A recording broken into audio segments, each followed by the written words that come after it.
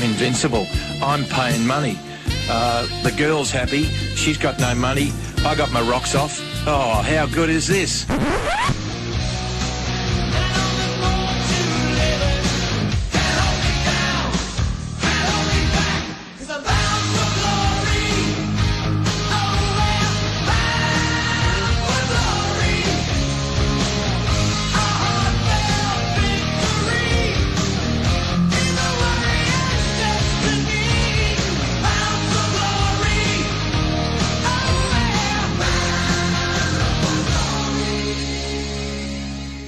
See you later.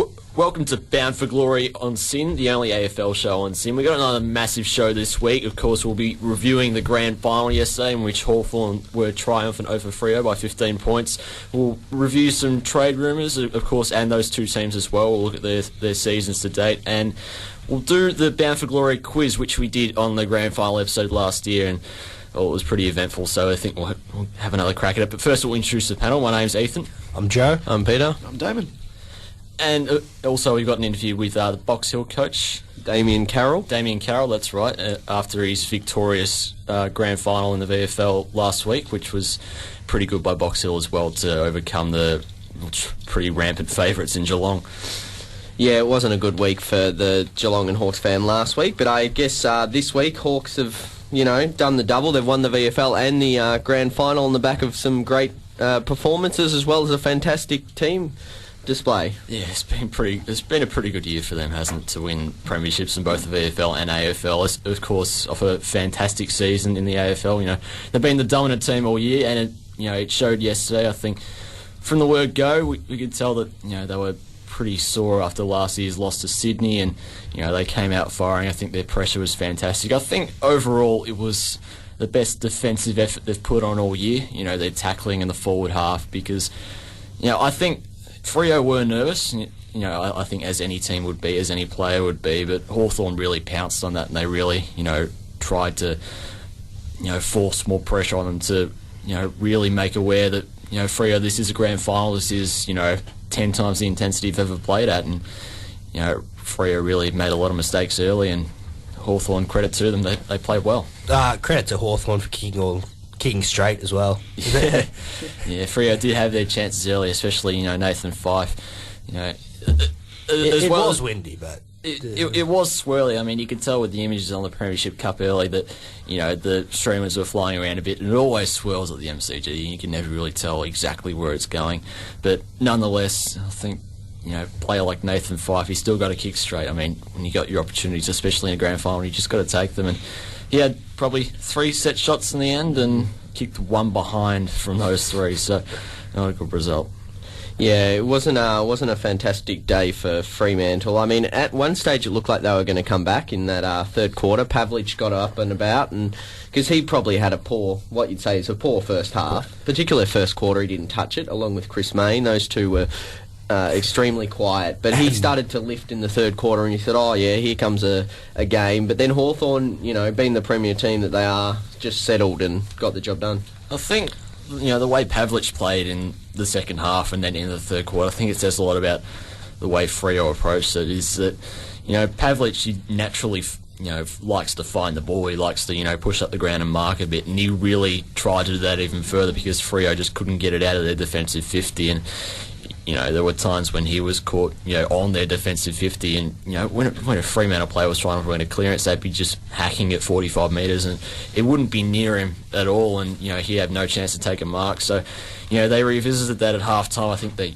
changed their structures a bit. They played him a bit deeper, which is, where he should be playing. That's where he likes to kick goals, and when Pavlich is kicking goals, Freo are instantly a better side, so, that change, that really did work for Freo. I thought they really lacked a second tall forward in that forward line.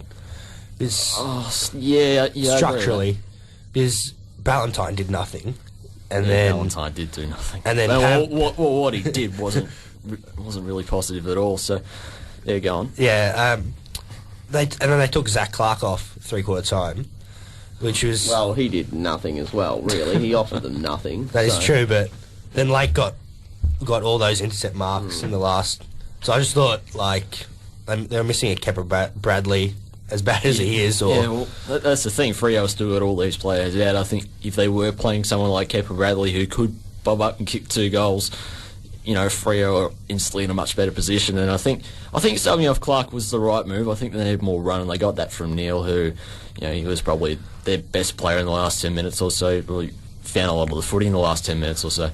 And when they're relying on players like Michael Walters, who is a good, he's got a good jump on him and he has good hands, and players like Nathan Fyfe, who is a midfielder, relying on them to take contested marks in the forward 50 isn't ideal, and it's something that Ross Lyon's going to have to look at. I think another good aspect from Hawthorn's point of view was the fact that they're inside midfielders that are usually the ones who, rack up the disposals, get it out, like Sewell and Mitchell. They didn't have big games. They were very quiet. They had under 15 disposals. Mitchell was shut out of it by Crowley, and Brian Crowley had a fantastic game as well. Yeah, and I just felt it was fantastic to see the other guys that started standing up. Like, obviously, Lake won the medal.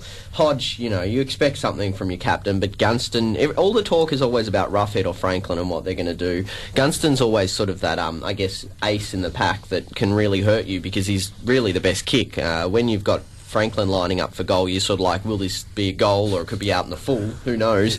Gunston, at least you've sort of got a 80 to 90% chance it's going to be a goal. Doesn't miss, does he? Yeah, no, he kicked 4-1, so he did miss, but it was very swirly.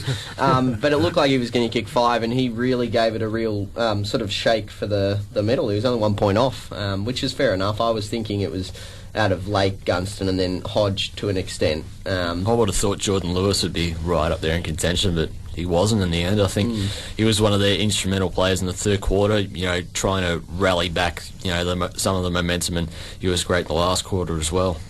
Yeah, definitely. He had 17 disposals in the second half, so he really stood up when they started challenging. And I mean, for Fremantle, Mundy and Fyfe were definitely the best for them, so there wouldn't be a lot. Sandlin's was good in the first half. Yeah, Hits to advantage. Yeah, he actually sort of gave off a dummy handball at one stage, so... And one player I thought that went missing and I initially thought would bob up and even be in contention for the Norm Smith was Michael Barlow. I thought he was rather quiet. He only gathered 23 posies, but I think I saw him maybe twice. The entire match. He probably 1-2 handballs here and there, but a little bit disappointing. Maybe a bit of stage fright. Yeah. Which I wouldn't expect from Michael Barlow, but, a player like him in... not really friendly conditions. It was a little bit damp. It had been raining for Friday night, Saturday morning. I thought it was conditions that would favour him, and it didn't in the end. He couldn't find as much footy as he likes to, and it didn't have that impact that he can. I think Mundy was outstanding. Oh yeah, he was brilliant in the centre clearances in that third quarter, especially. And he beat the one-on-one with Sewell. Easily. Definitely. As Sewell, I think, was playing a negating role on him in the end, really, but Mundy was just fantastic. And in terms of intercept possessions, how they go, Brian Lake had 14, the next highest was 6. Yeah, that kind of tells you how much, and that's why I thought he definitely deserved it. And for a key back to actually win an award, like a medal, that they rarely win, I thought that was fantastic. And just for the last quarter there, how many marks did he get in the last quarter alone? Because I remember the ball coming in when Freo started pressing. He had at least 3 or 4 marks, I think, from memory. Because Freo were bombing it in. Were contested marks well, as well. Well, he had 13 in total, and I reckon he had more in the second half, obviously. In that last quarter, he must have had quite a few. So yeah, he was really fantastic, and he deserved the medal. So yeah, great story. Just come back from the Dogs and took a pay cut as well. Yeah, took a pay cut as well, and it looked like his future was a little bit dicey at the Dogs for a while there, and all of a sudden he's revisited himself. He's trimmed down a lot. He's tried to revisit his playing role, and now he's a Norm Smith medalist. He's down in history, and it's a very good effort from him. And small forwards usually don't have good games. I mean, we saw Stephen Milne had a couple of crap ones, you could say, against the Pies. And Ballantyne, what do you make of his game yesterday? Rubbish, I think. Yeah. I think he would be one of the worst on ground. Yeah, he was the worst on ground. Yeah, I was tossing up betwing him and Zach Clark, but what about Pearce? Pearce was. Pearce got a few later in the game. Earlier in the game, he was making some shocking errors, but he did a couple of nice things towards the end to sort of make up for it. But yeah, it was Ballantyne or Clark for me. So. And do you think Surioli went some way to redeeming himself after last year's performance, or he missed a couple of plenty of chicken wing tackles. that one there that he got the free kick for. That was terrible. That was terrible. He did a lot of defensive work, which I think is like in a grand final. That's what they want out of him more so than goals. He did kick one goal from a free kick, but other than that, like offensively, he didn't do heaps like you'd expect. Well, I guess what the commentators would expect. That's beyond expectations. But in terms of tackling pressure, I thought he was good. Yeah, well, that's what his job is. I mean, I think he won 2 frees inside 50, and I mean, he only kicked the one goal in the end, but he did his job, and his job is to apply pressure, so he succeeded at that. And another guy I was going to say that I think's really underrated for Freo, who I thought played really well, was Mzungu. Yeah, I think he was one of the players that, especially early on, he was really trying to attack the footy and, give a bit of spark, because he's one of those players that, can dash 15 metres and kick at 55, and all of a sudden, it does give them momentum. And he was the one who kicked that goal that, started it for Freo. I was about to mention trivia question for the future. Who kicked the first goal for Fremantle in an AFL Grand Final? He wins that. Not many will get it though. No, I know that's the thing. nice, tough one. No, but he was quite impressive, especially in his first Grand Final, and as one of the less experienced players on the ground. Yeah, he was very composed. He was given the kick-out duties for most of the match, so I think he was really good in that regard. But it's hard to sort of say. Fremantle weren't themselves yesterday. I think it was a bit of stage fright early on, and then they came back. But Hawthorn are just too good, and really the top team every year, if you were to say if everything was to remain equal, the top team should win the premiership, and that's what happened. So don't think too many people can be caught up in Hawthorn winning, because I think they deserved it. What did we think of Franklin's game overall? I think he played a slightly different role. He was further up the ground, so of course you have less of an opportunity to kick goals, and that one he did kick from the 50-metre penalty wasn't exactly I'd say correct. I think both Franklin and McFarlane ran off the mark, and McFarlane got penalised, which was unlucky. But it wasn't too bad. How many disposals did he have? It was about 14, 18. It was 18. 18. Yeah, Okay, 18, yeah. more than I thought. And he kicked the goal. It wasn't the grand final he had last year, where he kicked 3 and he was one of Hawthorn's best. But he still contributed. He still played the role that he was designated, and I think he did okay. Yeah, it was up to Gunston, really, that kicked goals, and Rufford kicked a few as well, which was handy, but, Franklin was playing up the ground, and they can afford to do that with their key forwards. It says a lot about Hawthorn that they have 3 forwards that, can play up in the midfield if they want. I guess in terms of Hawthorn's other good players, you look down the list, and Hodge, as we said, he won the Norm Smith in 2008, and he was, again, quite good, particularly early. He got a lot of it. 12 disposals in the first half and then 9 in the second, so he's very balanced. I think Grant Birchall's, deserves a mention here. I think the way he set himself up, behind the ball early, and his precise disposal was one of the things that Hawthorn needed, especially against the game plan that Freo have. Hawthorn's game plan, basically revolves around precise disposal and clean ball use and trying to work it, just efficiently towards 50 rather than bombing it and taking risks, and that's what hurt them in the grand final last year. And Birchall was one of those players that took charge in that regard, and his kicking was very good yesterday, and very precise, and it really did help Hawthorn in the end. Yeah, I think at the end of the day, Hawthorn were the best team across 4 quarters, so it's tough to sort of have anything against them. But they had too many, I guess, people that were making up. They can afford to have the likes of Sewell and Mitchell have quiet games and still get the job done, where for Freo, if guys like Pavlich and Main, for example, don't kick that many, I know Pavlich got 3 in the end, but those guys not fire early, then they're usually in a lot more trouble than Hawthorn. Were we surprised at lack of physical pressure on Crowley? Franklin bumped into him a couple of times. Franklin bumped him once, but I think Mitchell's got a very good record, especially against Crowley. Normally he's not shaken by the tag, and normally he's a very good clearance player, and he can shirk those things off. And he didn't yesterday. I thought it was quite surprising in the end that he only recorded the 12 disposals, which is half his previous worst all year, which is a pretty amazing record in itself. And it just wasn't the game that he'd normally have. But he's still a premiership player now. I think he'll hold his head up high because of that. But I think shaking the Crowley tag is something that many players have fallen to. I think, you'll keep that in mind. And it was some unusual tactics from, I think it was Subin. Yeah. Had a bit of a pinch of the cheek of Sam Mitchell there when he was on the ground under the pack. That was quite funny. I was expecting that to come from maybe a Crowley, but... Yeah, Subin actually looked like he was playing more of that aggressive role more than Crowley and Ballantyne were. He was more trying to get in their faces more than anyone else, so that was interesting. Just on Ballantyne, I think the opposition next year will have plenty of sledging material. Yeah, definitely. Yeah, the Leon Davis medal he won. But I guess that's what you expect. In small forwards, though, in grand finals, are notoriously quiet. Who's the last small forward to stand up in a grand final? Oh, you've tricked us, haven't you? I can't Dacos? Matera, even though he was more midfield wing, but still. Well, Steve Johnson was good in 2007 and 11, but whether you call him a small forward or is a different matter itself. Yeah, and Chapman again, as well. Yeah. So, again, it's a bit dicey, I think. Yeah, they don't have a good record in finals. I'm surprised. It's sort of the game where you think they relish the pressure and the ground balls and the tough contest inside 50, and they Actually, don't. Here we go, Darren Jarman. Darren there Jarman, we go. yeah. I think that's yeah. So. And what did you find of the influence of Aaron Sandilands?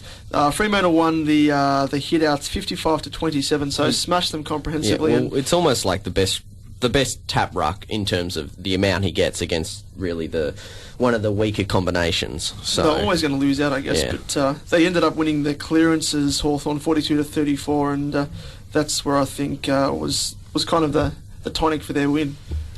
Sandlands' ground work was pretty good as well. Well, yeah, for someone who's 2'11", he moves not that bad. Like, he's better than a lot of guys who are around 200. So, I thought he was all right. Like, he wasn't fantastic, he wasn't poor, he was just all right. He did as much as he could, because normally, of those 55 hit-outs from Sandilands and Clark, and I suppose whoever else goes third man up at Freo, they just didn't capitalise on it. I think normally a lot of those taps would go straight to Barlow or Fife or Mundy, and Hawthorn's pressure and work in the centre, nullified that and negated that, and it just didn't work out for Freo. And I mean, of the 44 hit-outs that Sandlands himself had, it was at 30% to advantage. So that's like 14 to 15 hit-outs to advantage. So that he's doing pretty well. Not a lot of people will get 15 hit-outs. But to say those clearances then went to advantage is an entirely different story. Well, that's where you blame Clark.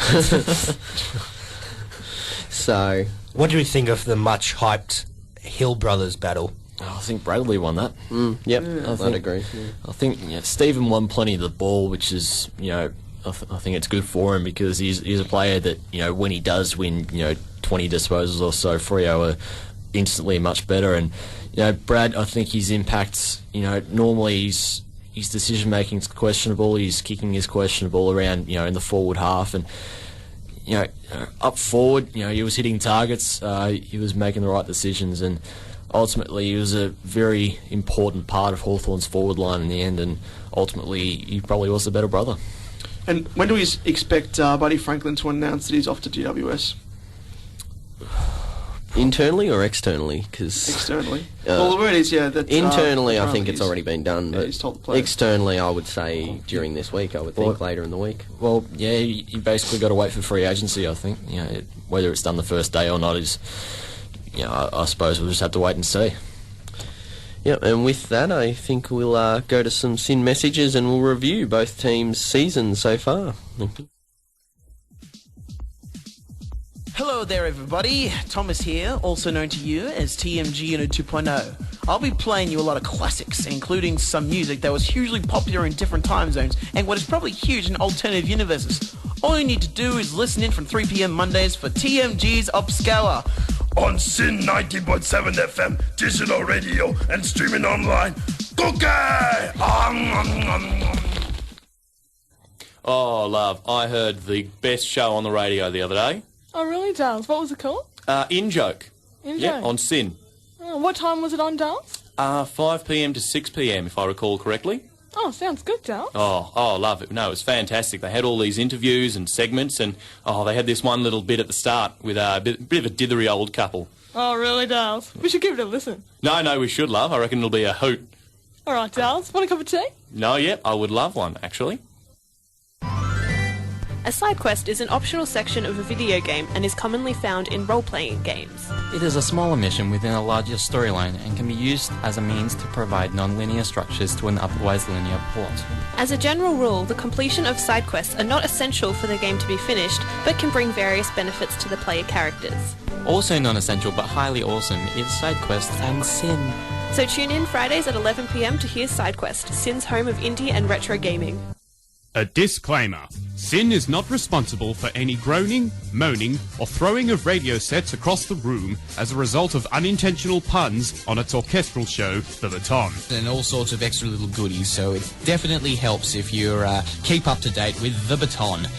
It's time for our next song, Up to Date. Oh my God! Did I just make a pun and not realise it? The Baton, Sunday mornings from 7 to 8 a.m. Listen at your own risk. And you're back on Bound for Glory on Sin, the only football show on Sin. We'll be chatting about some team reviews. Make sure you text us in on 0427 767 767. And we've got a text here. I don't think Ballantyne can look at himself in the mirror after that performance. Worst on ground, says Aiden. Yeah, I think we can all agree with that. Spot on.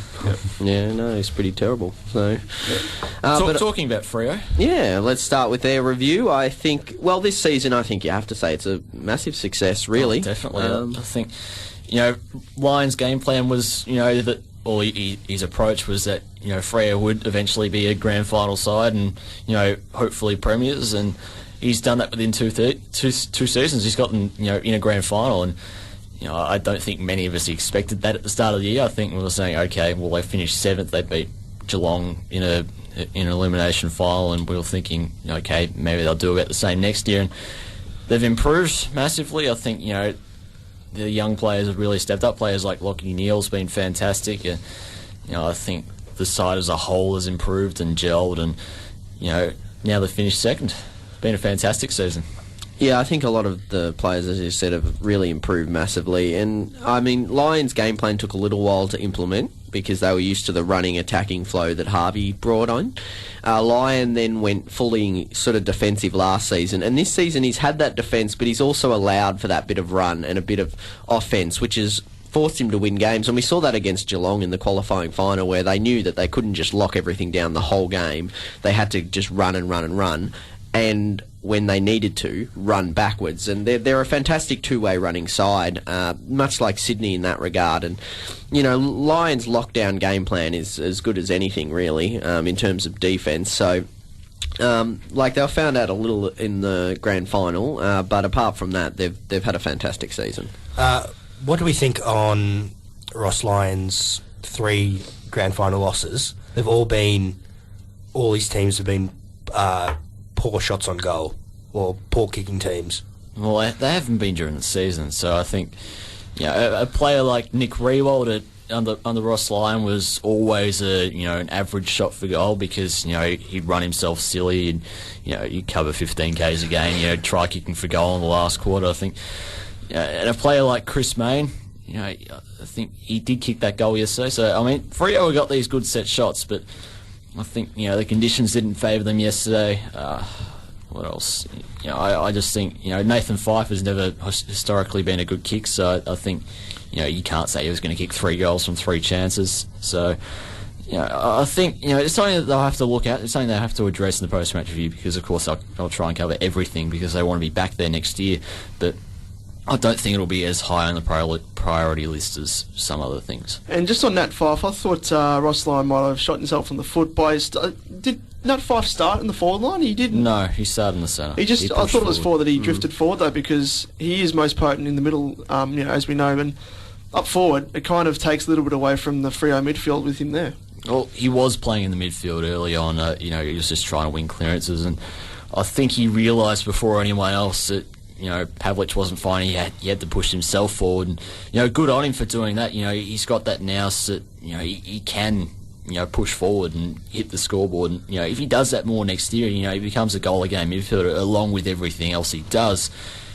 he's going to be one of the best players in the league. Yeah, definitely. He's got a lot of potential. And, if he had nailed him, and we could be talking, say he nailed the 3 shots, suddenly we're talking about him moving grand final hero, Norm Smith medalist, because you add, 3 goals to his 28 touches or whatever. That's Norm Smith medal right there. It was a very Brendan Goddard 2010-esque performance, I think. The way he tried to do everything on the ground, and, he almost did. If he kicks those 3 goals, all of a sudden the scores are level, and he's hailed as a hero. So it's a very good game from him. What do we think Freo need in the off season, trading wise, drafting wise? I don't think they really need much. I think their side's pretty settled, and I think their depth was tested a bit this year. I think bringing in players, especially in that last game against St Kilda, which I think we can basically write off. I think giving players like Josh Simpson and Craig Moller, just giving them a run, seeing how they go, against an AFL side. I mean, even if it is, a bottom 3 side in St Kilda, it's still an AFL side. And giving them a go, I think, someone like Josh Simpson was actually pretty good. And, players like Lachie Neale establishing themselves in the best 22, I think, it says a lot about their depth that, they've got all these young players that can actually fight for a spot in the team and establish themselves in the side. So, I really don't think they need too much. I think a second key forward wouldn't go astray because Pavlich is, fading a little bit. I think, maybe another defender because McFarlane's getting old. And other than that, I think they're pretty right. Yeah, I think they can pretty much approach the draft, particularly as best available, and any free agents they can assess. It's not like a few years ago where they were obviously pushing really hard to get Mitch Clark. I think they can sort of have a look and go, well, who's potential to come here, and we can assess whether we can fit them in our cap and whether we can get it done. But I don't think they need to overall go for too many options because they've got heaps of rucks even if they get injured, like obviously Sandy getting older, but I'm not quite sure what's going to happen with Zach Clark though, because every year there's always the rumours about him going and whether it's better for him to leave or not. Fully fit, it's kind of hard sort of to see where he fits in, because obviously Griffin was fantastic before he got injured. And they've got Hanneth coming up and everything like that. And Clark was behind those guys in Ross Lyon's thinking. So I just wonder whether... Well, I think once Sandlin goes, it's Griffin and Clark. I think, that's pretty settled. Clark was quite good, I think, in his rucking this year. Obviously not as dominant as Sandlin's. I think, Freo had to adjust to that a little bit. But nonetheless, he was still pretty impressive in the centre, I think. Better than I think people were expecting him to be. Yeah, I think overall, though, in terms of Fremantle, they've got a fantastic balance of your inside and your outside midfielders in there and everything. So next season, I can't really see them going backwards too much because of, their defensive style and everything like that. So I'd imagine it should be top 4 for them. Yeah, I think we can universally agree top 4. Yeah, absolutely. Yeah. Hawthorn as well. As we move on to them. Yeah, I think Hawthorn are another side. They're obviously their inside midfielders and stuff are starting to get a bit older, and everyone's sort of been... There were a lot of people who were criticising them, saying that this could be their last chance. I think they've still got another one. Obviously, it'll depend how it all goes with Buddy and how they adjust that, but as it's been, said many times, that they seem to play better without him, so which is a scary thought. But... Yeah, I think I can't see them dropping out the top 4 next season. I think they're too good. Will they lose any players apart from Buddy? Don't know why I want to leave Hawthorn at the moment. No, I just want a flag. So perhaps Savage, or he's not getting a game. Or... Savage might. Maybe Ellis as well.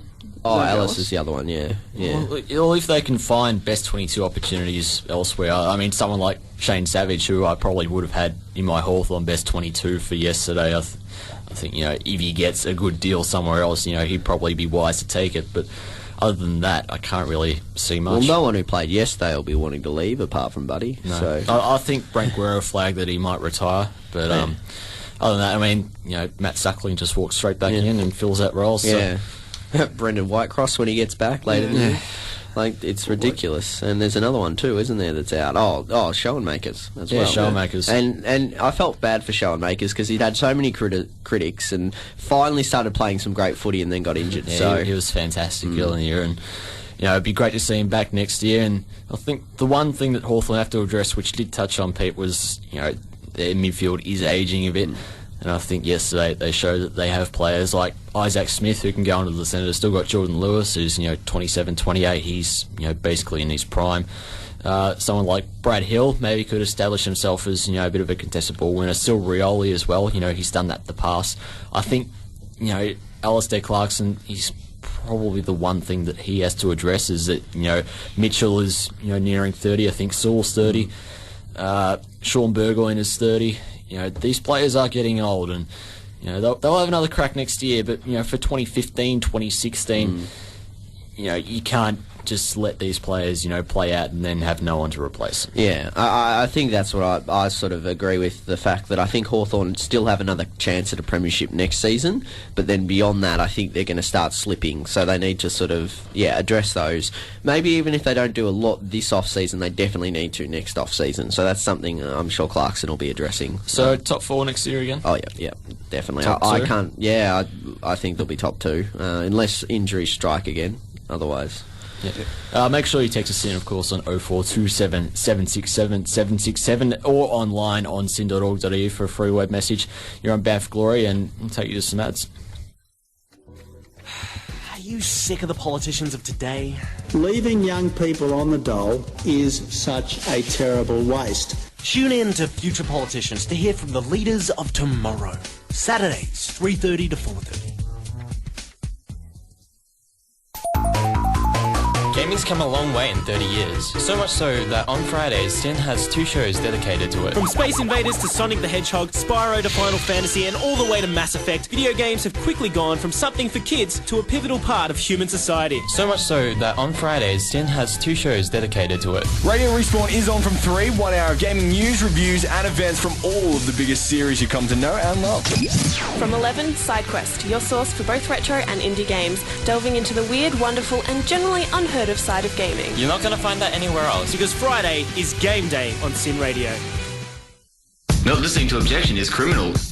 Does the brain generate as much power as either a 10 watt or a 20 watt light bulb? 10 watt or 20 watt? Let's go 20 watt. Sorry, No, it's 10 damn watt. it. It's 10 watts, damn it. How did they measure that? Was it like luminosity or something? I'm not sure. It just humanbody.net tells me these things, so I'll check. I'm not a scientist, I have other things that I do. Objection 5 to 6 weekdays. 8 a.m. weekends. Objection 5 to 6 p.m. weekdays and 8 to 10 a.m. weekends.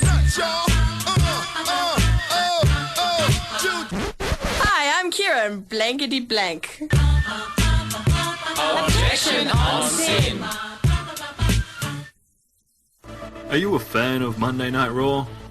Perhaps you like to watch them fight on Friday nights. Or maybe you're just interested in what's going on at NXT. Well, no matter what, if you're a WWE fan at heart, you're going to want to catch the SmackDown Hotel every Saturday from 9 p.m. only on Sin.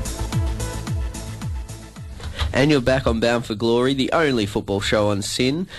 Make sure you text us in on 0427 767 767. And we've got an interview with a bottom ager who's only 17, Christian Pertracca from the Eastern Rangers. Obviously, in the TAC Cup, of course. Well, won a premiership on the weekend. So we'll go to his interview and then chat about him just after. It's really ecstasy. It's unbelievable. All the effort we put in from November last year just paid off. Just really dream come true with the best mates playing football. It's just nothing better. Now, you've had a great season yourself, and then you got into another year in finals. Was it something that you changed over your last couple of weeks? No.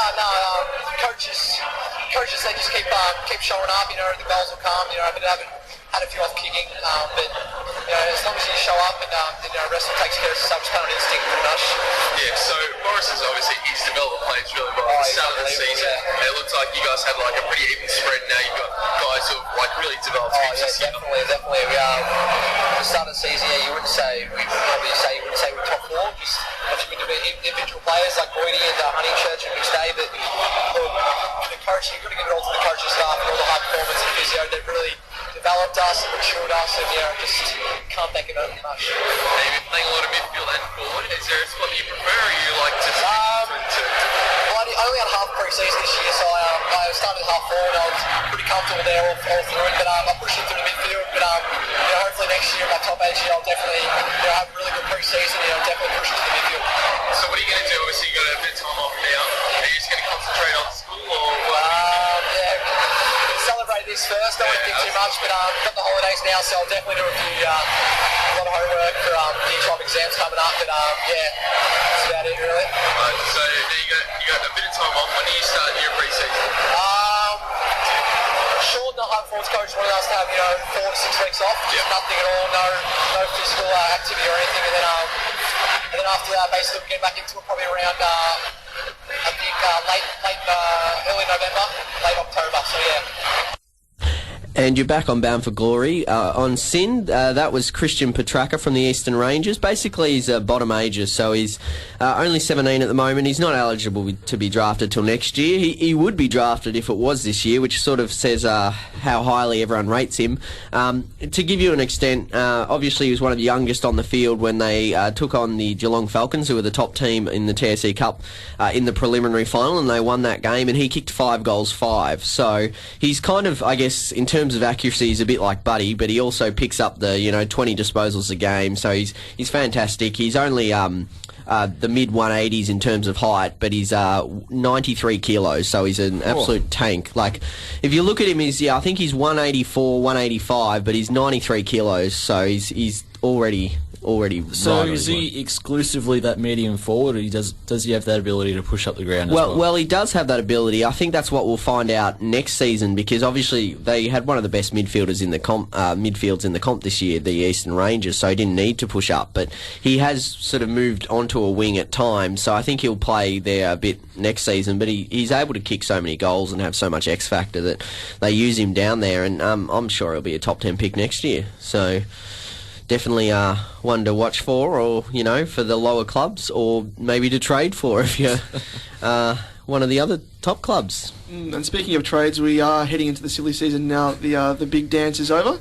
What are some of the big whispers that are coming out so far? Well, obviously none bigger than Buddy to GWS. I think that's pretty much what everyone's talking about, really. So we all think that's said and done? Yeah, I think it's it is done. Well, Hawthorn withdrew their offer. That's the other thing. That's on the record. Hawthorn withdrew their offer. So, I mean, if you think of it that way, then that's pretty much conceding. Dustin Martin? No. Where's he going? I think he's staying now. I think he's going to Punt Road. I think he's got nowhere to go. Yeah. It reminds me a bit of, I don't know if you guys remember, when Ryan O'Keefe shopped himself around and said to the Swans that he was going to leave, and he was linked to Carlton. And you wanted to go to Hawthorn, Hawthorn, I think. Yeah, most Hawthorn. of all. Yeah, and I think Carlton was sounding him out and trying to lure him across, but he ended up staying at the Swans, and look what happened there. He went on to win a Norman Smith. Yeah. Yeah, no, I think Dustin Martin will stay. He's one. Obviously, the other one is Daisy Thomas. He's the other big talking point. And that's been on and off for he's staying, he's going, he's staying, he's going. So it's died down a bit of late. Actually, I think there hasn't really been any real movement in the story as of late. But I think the offers are pretty settled. I think he's got his Carlton offer on the table. He's got his Collingwood offer on the table. He's just got to decide which he takes. And it's very interesting. They did an interview, I think, somewhere. I remember reading that he said a lot of young Collingwood fans will have to get their 13 jumpers out of the bin. So that kind of gives you an idea he might be staying. Like, that was one quote that I thought, above everything else, sort of gives you a hint that he's definitely planning on staying. So, I mean, as I've said the whole time, if he was to stay, he'd want to sign before the start of the free agency, because obviously clubs like Carlton can't put their bid in till the start. So if he was serious about staying and not wanting to take the money, then he'd sign before the start on Friday. So with Daisy, are Carlton able to give him a medical yet, or do they have to wait until now, and that the season's over? Can they now approach him, give him the offer? And I think they'd be able to do medicals and stuff. I think they'd be able to give him tours of Visy Park, for example. But in terms of actually placing a contract in front of him and saying, okay, here's what we're doing, here's our bid, basically. I think they can't do that until day one of free agency. Yeah. I think they will do that day one of free agency because they want him badly. He's a very good midfielder, so I think that's the plan Carlton will have. Yeah, and having said that, can we assume that Daisy then is fit, he's passed the medical, and his ankles are hunky-dory? Well, he says they are, but I guess every player says that. But yeah, he reckons they're fine, and I mean, I guess it comes down to what the official report comes out. Whether we find that out or not, we're not sure. But at the end of the day, Collingwood have to match their offer if it's day one of the free agency. So I think if he's signed by Thursday, well, obviously he's going to Collingwood. If it's Friday and he hasn't signed and the free agency pops up, I think he's going to Carlton, because then Collingwood won't match the offer Carlton are putting on. So, well, how much do you think they put in front of him? Well, they were saying 700, 750. And I think that's ridiculous, really. Excessive. So I would have thought that's pretty close to his worth. I mean, probably a little bit over, because of course you got to lure him out of Collingwood. But Pendlebury's getting 600 at the moment, so I don't think he should be getting 6 million. He's that good. Yeah. Well, there you go. I mean, that's the thing. If Pendlebury gets 600, I don't think he'd get much more around anyone else. So. But yeah, I think we'll find out if he's not signed by Thursday. If Daisy goes, it frees up plenty of cap room for Jesse White. You're testing me, aren't you, Joe? You're testing me. We'll get you to crack some soon. If they paid him 600 grand, the things I'd do to Westpac Centre. No, but seriously, well, that's another trade rumour. But in terms of free agency, the other one's Eddie Betts. I think Carlton to Adelaide, I think, is by all reports done and dusted for day one. There's also Carlton to North. Well, that's the other thing, but he's, I don't know, I just got a feeling might be more Adelaide. I think, he's from South Australia? Or is he from Broome? I think he's Western Australian. Okay, so he's getting closer. There you go. So he's moving a little bit He's closer. moving progressively. In 3 years, he'll be at West Coast. He'll be in the ocean. Yeah. So, but I think that, obviously a change of city usually helps your career as well. So he may well move there. But are there any other free agents in Del Santo? Of course, Del Santo. North look like they're going to be big players in free agency. They're courting Del Santo, they're courting Betts. I think they're probably looking at everyone else. Just anyone to see if they can fit in their cap. But thankfully, not Heath Shaw. That's fine. I'm happy. Again, I'm happy to keep Heath Shaw. I'm happy to trade Heath Shaw. I don't care either way. So he's a good player who doesn't have a very good attitude, but he's still a good player. Yeah, I know. I'm happy to keep him. But if they choose to trade him, they trade him. So I'm not fussed. What do you think? They're the experts. Well, it looks like he's probably going to go to Sydney or GWS. It looks like he's moving to New South Wales either way. So. Poor kid. Poor kid. Enjoy the football coverage there, Heath. You'll be lauded and loved over in New South Wales. No one will know who he is. What do you do, down the Heath? main street? Go, you rugby player. No, but in terms of trades, I think. Well, what do you expect as a neutral deal sort of for him? What do you reckon the clubs would For sure. Yeah, for sure. Like, obviously, he's 27. He's obviously got a lot of talent. He's just got the attitude sort of question mark, so... Jesse White. Will you straight swap? Third round pick as well, just throw that in. Even a later pick, I think. Jesse White, pick 22 to Collingwood. Cheers, but Louise. Do you think that Sydney would be interested in him now? Well, they've got his brother there, and they've got a bit of... To me, the half-back line at Sydney is... amazing. That's the although I guess they could move McVeigh back into the midfield, but they got McVeigh, Melcheski... Like, Nick Smith can also run off the half-back line if he needs to, and, and, of course, Shaw, his brother. Imagine if he kicked his brother out of the team. That'd be quite ironic. The thing is, Jared McVeigh only played on half-back because there was no one else.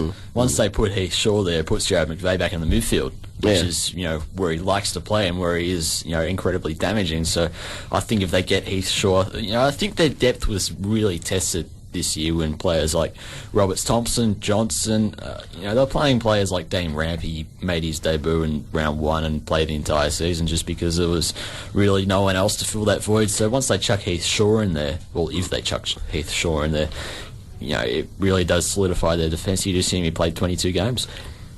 Would Mumford be a relatively... Well, I think that'd be... Like, I know he's still got a lot more than Jolly, for example. Sure. Yeah, but...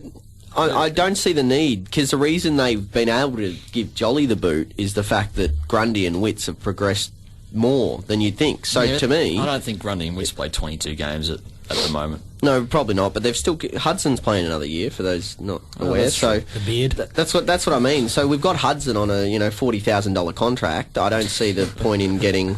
another ruckman who's going to play there. Like, I understand Mumford's quite a good player when he plays well, but I just don't think that's a need. Like maybe a pick and a player, and yeah, okay.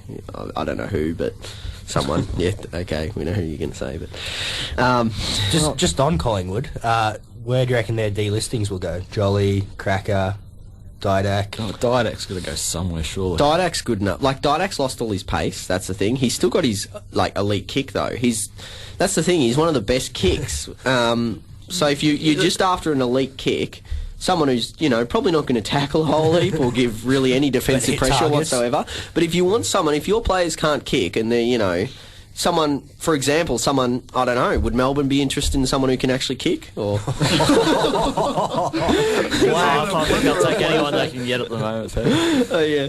No, but seriously, like, you know what I mean? Like, he's got no pace, no defensive pressure, really. Like, he'll still give defensive pressure, he just won't actually act on it. But he's got such a great kick that he'll rarely miss targets inside 50, and he's someone who can really hurt you offensively. And he still finds it as well. I think he's shown in the games that he did play this year that he was actually finding, when he was playing a full game, he was finding 20 disposals, and when he was a sub, he'd find 10 or so, which is above average for an AFL player. He still can find it, and if say a Carlton was bringing him on in the fourth quarter in a close game, they'd be favourites. Yeah, because they've got Didac, who's hitting up players like Henderson and Waite and forward 50 in a close game. All of a sudden they're a lot better. So the thing is, at the moment, he's obviously got a friend that's very sick in South Australia. I think he's got cancer of some sort, so he's been going over there each week, and with the thing of obviously the grace of the club. So I wonder whether he heads over to South Australia and plays for either Port or Adelaide in that sense. One more before we go into the quiz. Taylor Adams, who looks like he might be going to a Victorian club at least. I think Collingwood are courting him, Richmond are courting him. I think probably Melbourne as well. Essendon as well. Essendon as well. Well, good luck with that, Essendon. They haven't got players with an asterisk over their heads to offer as well. So, except maybe David Zaharakis. But nonetheless, it looks like he probably won't go to Essendon. But still, Collingwood, Richmond, Melbourne. I think every team in Victoria will be after him. He's a very good clearance mid. So, it looks like teams will be paying a high price for him. He was a pick 13 2 years ago, and he's really established himself after that. But I think after that, we'll go to some ads, so we'll be back with the Banff Glory quiz.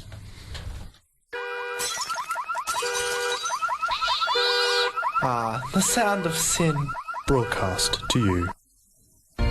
Nick and John are stupid for a living. Tune in Wednesdays at 3 for a look at life's foibles and awkward moments. We've got you covered from public etiquette to workplace fun, all to the backdrop of some of the world's best pop. Stupid for a living, Wednesdays, 3 p.m. on SYN. They never shied away from asking the hard questions. Now listen as they ask each other hard questions. Rock hard. Join Nick, Rowan and Michael 6 till 7 p.m. Saturday for Quiz-to-Mania on SYN. Have you ever been listening to the radio and thought, being on the radio would be pretty swell. I'd love to be a radio presenter. But then thought, wait, that's going to take a lot of work, and I have school to focus on. What if I told you your school could get you on the radio and during school hours? Oh my god! Schools on Air is a program where your class can host their own radio show each week for an entire term. And what are the topics you can talk about? Whatever you like. Right now, we are doing How Loud is Too Loud to Sing in Public. Oh, yeah! Today, we're talking about pitting two celebrities in a cage match. Now, for this segment, we're going to be appreciating all the little things in life. Your show is your show.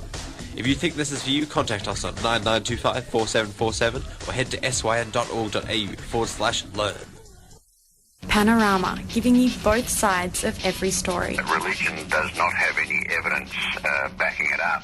It is being used in politics to the detriment of many people in society. We're a lobby group representing our supporters, members of the Christian constituency, seeking to have Christian values influencing and informing public policy in Australia. Panorama, 4:30 weekdays on SYN. You're on Bound for Glory on SYN. Now we got the Bound for Glory quiz. We did that in the grand final episode last year and it went okay, and we'll have another crack at it. Basically just 20 questions, 1 point for each correct answer. Just buzz in, and first in best dressed gets to answer the question. If you I'll get start opening up Google on my iPhone. No, that's unfair. I'll just start opening up ETH on my... Yeah, very fun. Is our buzz name just our name? Oh, just say Buzz or Joe or whatever they want. Joe, do I get it? As long as it's in with radio guidelines and whatnot. As long as I'm swearing your head off, I don't really care. Question 1: what was the crowd in yesterday's grand final? Buzz. Pete. 100,007 people. That's correct. 1 point to you. Question 2: how many kicks did Zach Dawson have in yesterday's grand final? Buzz, I'll just guess and say 6. Buzz. Incorrect. 0. Correct. 2 points to Pete. I just went by, Zach Pete. Dawson. I can't read from me. It was 0 kicks. Yeah, 0 kicks, I remember. Final. He tweeted about it. Mm. Oh, I did too. Disrepute. Objection. Yeah, as long as you pay attention. Question 3: who has had the most uncontested disposals this season?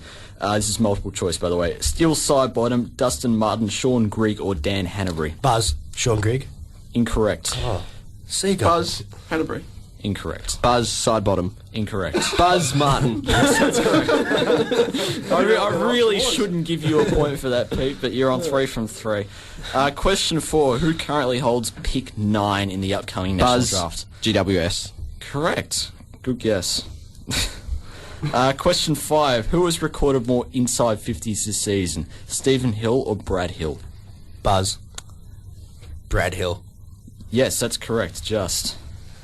Plays forward. He's won 4 more than Stephen Hill. Question 6: Sam Mitchell was one of the Brownlow favourites this year. How many votes did he poll? 16. Correct. Beat me Catching to up. it, Joe. Damon, you're on 0. What's your game, Get your man? shit together, Damon. Yesterday's Noel Smith medalist, Brian Lake, was selected in which national draft? Buzz. Pete. Sorry, Joe.